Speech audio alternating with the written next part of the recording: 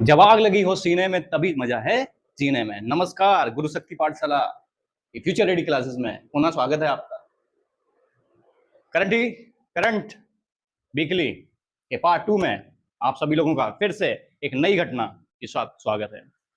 घटना क्या है? उत्तरकाशी 34 सेकंड में प्रलय धराशायी हो गई। धराशायी हो गई कितने? 34 सेकंड के अंदर। ठीक है, चलिए देखते हैं इसको जरा क्या होता है यहाँ पे। ओके, उत्तरकाशी उत्तराखंड का पहाड़ी जिला, प्राकृतिक वनस्पतियों से लबालब। उत्तराखंड का पहाड़ी जिला 34 सेकंड में यहां क्या ऐसा हो गया जो उत्तरकाशी सभी के लिए घटना के रूप में बन गया। तो देखो क्या हुआ। उत्तराखंड के उत्तरकाशी के धराली गांव में, किस गांव में? धराली गांव है उत्तराखंड के उत्तरकाशी जिले में। यहाँ पे एक आपदा, डिजास्टर, प्राकृतिक आपदा आई है और प्राकृतिक आपदा के रूप में बादल फटना वजह बताया जा रहा है। क्या वजह क्या बताई जा रही है? बादल फटना। ठीक है, लेकिन मौसम विभाग IMD, मौसम विभाग, इंडियन मेट्रोलॉजिकल डिपार्टमेंट, इसने कहा कि हमारे पास बादल फटने का कोई भी डेटा है ही नहीं। अभी तक संशय का विषय बना हुआ है, आखिर यहाँ हुआ क्या। बादल फटना तब कहा जाता है जब अचानक 20 से 30 वर्ग किलोमीटर के इलाके में, 20 से 30 वर्ग किलोमीटर के इलाके में अचानक से क्या होता है, 1 घंटे या उससे कम समय में, 1 घंटे के अंदर 100 mm, कितनी? 100 mm बारिश, 100 मिलीमीटर बारिश हो जाती है जब 1 घंटे या उससे भी कम समय में। ठीक है, एरिया कितना? 20 से 30 वर्ग किलोमीटर का। लेकिन उत्तरकाशी में हुआ क्या? उत्तरकाशी में IMD के अकॉर्डिंग केवल 27 मिलीमीटर बारिश दर्ज करेंगी, जो बहुत कम है। बादल फटने के लिए कोई ज्यादा बारिश नहीं है। अब धराली के बारे में जानते हैं। धराली ट्रांस हिमालय 4000 मीटर से भी, ट्रांस हिमालय मतलब पार हिमालय में मौजूद है। हिमालय की जो श्रेणियां होती है, ट्रांस हिमालय, मध्य हिमालय, लघु हिमालय, शिवालिक हिमालय, जिसमें ट्रांस हिमालय में जो 4000 मीटर से भी मौजूद मेन सेंट्रल थ्रस्ट में है ये धराली गांव। ठीक है, एक दरार होती है जो मुख्य हिमालय को ट्रांस हिमालय से जोड़ती है। एक दरार जो मुख्य हिमालय को ट्रांस हिमालय से जोड़ती है, ये धराली गांव वहीं पे है। ठीक है, ये भूकंप का अति संवेदनशील जोन भी है।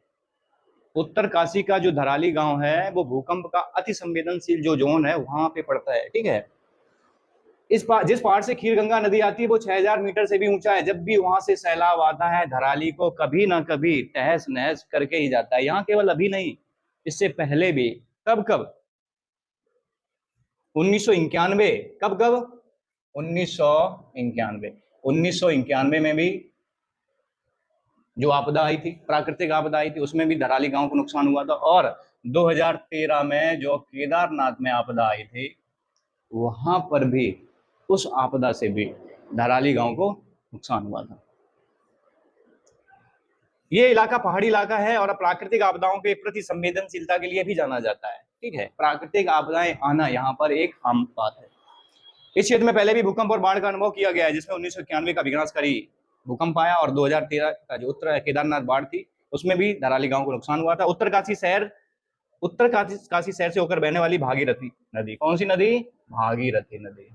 ठीक है, इस क्षेत्र की एक प्रमुख नदी है और मानसून के मौसम में इसमें अचानक बाढ़ के आने की संभावना रहती है। मानसून के टाइम पर भागीरथी नदी में बाढ़ आने की संभावना बनी रहती है। तो इस प्रकार से जो उत्तरकाशी का धराली गांव था, ये देख रहे हैं आप, ये उत्तरकाशी में देखिए लिखा है जल प्रलय, जल ही जल दिखाई दे रहा है आपको। ये गांव है धराली जिला, धराली गांव, उत्तरकाशी का धराली गांव है ये देखिए आप।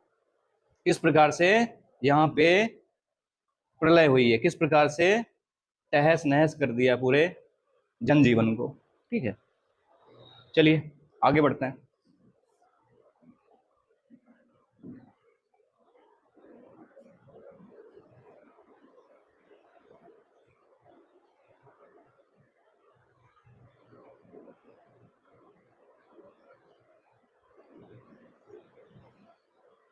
क्या हो गया? ठीक हो गया।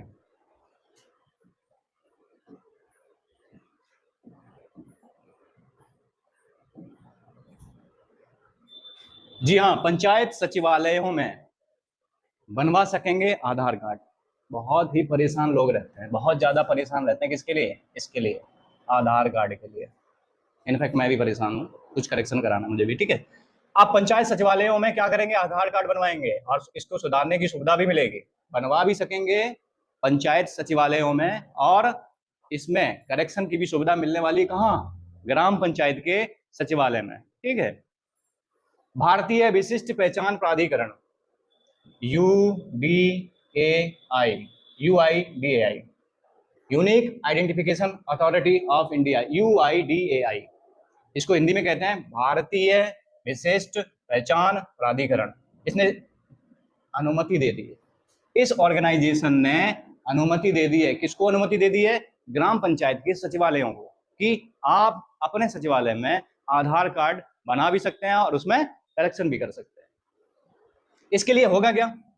इसके लिए पंचायत सहायकों को प्रशिक्षण दिया जाएगा। जो पंचायत सचिवालय में सहायक नियुक्त हुए हैं उनको इसके लिए प्रशिक्षण दिया जाएगा। और पहले चरण में 2500 ग्राम पंचायतों में, कितनी ग्राम पंचायतें हैं? याद रखने वाला डेटा है ये, 2500 ग्राम पंचायतों में, ग्राम पंचायतों में इस सेवा की पायलट के रूप में, पायलट प्रोजेक्ट के रूप में शुरुआत होने वाली है। इससे ग्रामीणों को शहरों के चक्कर नहीं काटने पड़ेंगे। अच्छी बात है ये। चरणबद्ध तरीके से सभी 57,691 ग्राम पंचायतों में आधार सेवा स्टेप बाय स्टेप शुरू कर दी जाएगी। तो एक डेटा यहां से निकल के आता है कि भारत में कुल कितनी ग्राम पंचायतें हैं? भारत में कुल ग्राम पंचायतों की संख्या है 57,691। याद रखना, ठीक है सभी लोग, इसको बैठा लो यहाँ पे। चलिए, ये देखिए, आप ग्राम पंचायतों में बनेगा आधार कार्ड, ठीक है। आपके पंचायत भवन में भी देख रहे हो ना विनोद? ठीक है, ओके ओके ओके, आगे चलिए, आगे चलते हैं।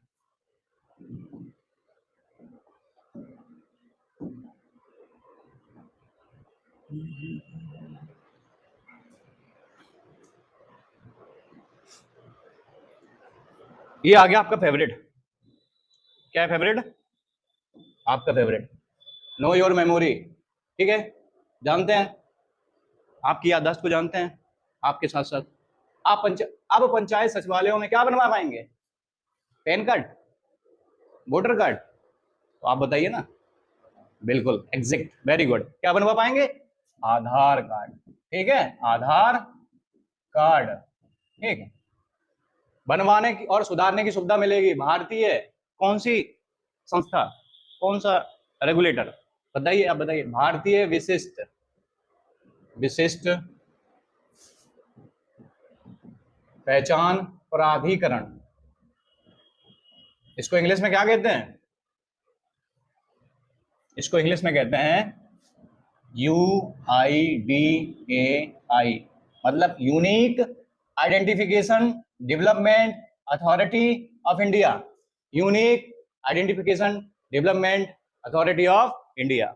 इस रेगुलेटर ने पंचायतों को कह दिया कि आप अपने यहाँ पर आधार कार्ड बना भी सकते हैं और उसमें करेक्शन भी कर सकते हैं। इसके लिए पंचायत सहायकों को प्रशिक्षण दिया जाएगा। वेरी गुड, ठीक है। पहले चरण में 2500, याद है ना? वेरी गुड, याद है तो बहुत अच्छी बात है। नहीं याद है तो कंसंट्रेशन यहीं पे होना चाहिए स्लाइड पे। 2500 ग्राम पंचायतों में सेवा शुरू होगी और इससे ग्रामीणों को शहरों के चक्कर नहीं काटने पड़ेंगे। सबसे अच्छी बात यही है, अच्छी बात यही है, चक्कर नहीं लगाने पड़ेंगे बार बार। चरणबद्ध तरीके से सभी ग्राम पंचायतें, भारत में कुल कितनी ग्राम पंचायतें? अभी भी मैंने डेटा बताया था, याद है? 57,691, 57691। वेरी गुड, 57,691 ग्राम पंचायतों में आधार सेवा शुरू की जाएगी। और फिर से बोलूं तो देख रहे हो ना विनोद? ओके, ठीक, चलिए चलते हैं आगे।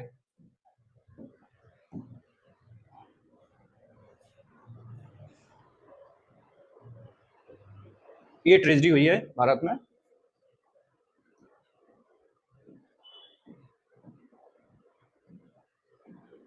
पूर्व राज्यपाल सत्यपाल मलिक जी का निधन हो गया है। ये सत्यपाल मलिक जी है और इनका निधन हुआ। ये कहाँ? ये जम्मू एंड कश्मीर, और सबसे बड़ी बात बता दूं आपको, इनके टाइम पे ही धारा 370 खत्म करी गई थी। धारा 370 जम्मू कश्मीर में इनके टाइम पे खत्म करी गई थी, जब ये जम्मू कश्मीर के राज्यपाल थे। गोवा, बिहार और मेघालय के पूर्व राज्यपाल, मतलब कि जम्मू कश्मीर में, गोवा में, बिहार में और मेघालय में। जम्मू एंड कश्मीर, गोवा, बिहार और मेघालय के पूर्व राज्यपाल सत्यपाल मलिक जी का मंगलवार, मतलब कि 5 अगस्त, 5 अगस्त को क्या हो गया, 5 अगस्त ये दिया हुआ है, 5 अगस्त को दिल्ली के राम मनोहर लोहिया अस्पताल में निधन हो गया। उनके कार्यकाल में ही अनुच्छेद 370 को निरस्त करने का ऐतिहासिक निर्णय किसका था, इंडियन गवर्नमेंट का। और ये अच्छा निर्णय, ये डेटा याद करो, कहां कहां के पूर्व राज्यपाल रहेंगे, जम्मू कश्मीर, बिहार, गोवा, मेघालय।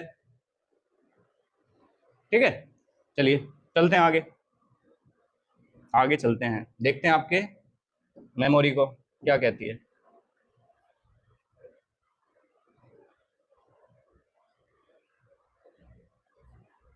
ठीक, पढ़िए आप क्या लिखा है,